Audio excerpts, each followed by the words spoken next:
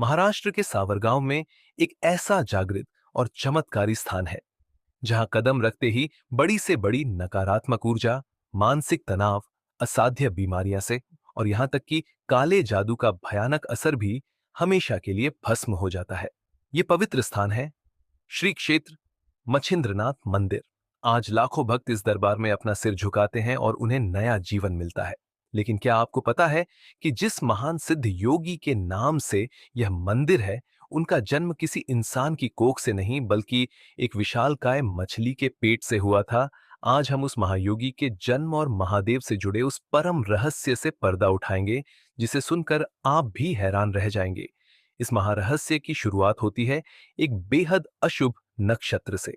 प्राचीन मान्यताओं के अनुसार एक बालक का जन्म इतने अशुभ और विनाशकारी योग में हुआ था कि उसके अपने ही माता पिता भयभीत हो गए।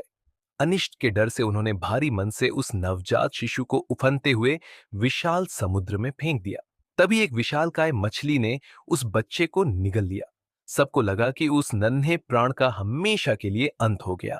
लेकिन जिसकी रक्षा स्वयं कालों के काल महाकाल करने वाले हों, उसे मौत कैसे छू सकती है। नियति का खेल देखिए। वह विशाल मछली तैरते तैरते क्षीर सागर के उस शांत तट के पास जा पहुंची, जहां देवों के देव सर्वोच्च गुरु भगवान शिव माता पार्वती को हठ योग, तंत्र और अमृतत्व का सबसे गुप्त ज्ञान दे रहे थे। महादेव के मुख से निकला वह ज्ञान इतना प्रचंड था कि उसे ग्रहण करना किसी देवता के लिए भी आसान नहीं था। लेकिन चमत्कार तो देखिए, समुद्र की लहरों के बीच उस मछली के पेट में बैठे उस नन्हे से बालक ने परमपिता शिव के एक एक शब्द को सुन लिया और उस महाज्ञान को अपने भीतर उतार लिया। उस बालक ने सिर्फ ज्ञान सुना ही नहीं, बल्कि उस भयानक अंधेरे में मछली के पेट के अंदर ही पूरे 12 साल तक घोर तपस्या की। भगवान शिव की ऊर्जा और उस गुप्त ज्ञान के प्रभाव से 12 साल बाद जब उस बालक की तपस्या सिद्ध हुई, तो वह कोई आम इंसान नहीं रहा। वह स्वयं एक प्रबुद्ध महाज्ञानी और सिद्ध योगी के रूप में उस मछली के पेट से बाहर निकला। परमपिता महादेव के उस परम ज्ञान से प्रकाशित इस दिव्य योगी को ही पूरी दुनिया ने मछिंद्रनाथ, यानी मछलियों के नाथ के नाम से जाना। मछिंद्रनाथ जी कोई साधारण संत नहीं थे।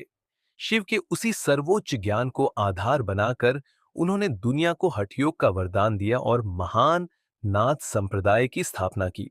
उनका उद्देश्य था कठोर योग के जरिए इंसानों को उनके भीतर छिपी शिव के समान असीम शक्ति का एहसास कराना, समाज से तंत्र मंत्र के नाम पर फैली बुराइयों का नाश करना और सनातन धर्म की रक्षा के लिए सिद्ध योगियों की एक अजेय फौज तैयार करना। आगे चलकर भारत के सबसे चमत्कारी और शक्तिशाली योगी गुरु गोरखनाथ जी भी इन्हीं मछिंद्रनाथ के परम शिष्य बने। आज भी नाथ संप्रदाय के योगी महादेव को ही अपना सर्वोच्च इष्ट मानते हैं और उनकी आराधना करते हैं। अगर आप भी मानते हैं कि महादेव की कृपा हो, तो इंसान मौत के मुंह से भी भगवान का रूप बनकर लौट सकता है। तो नाथ योगियों की तरह पूरे भक्ति भाव से कमेंट्स में आदेश अलख निरंजन जरूर लिखें।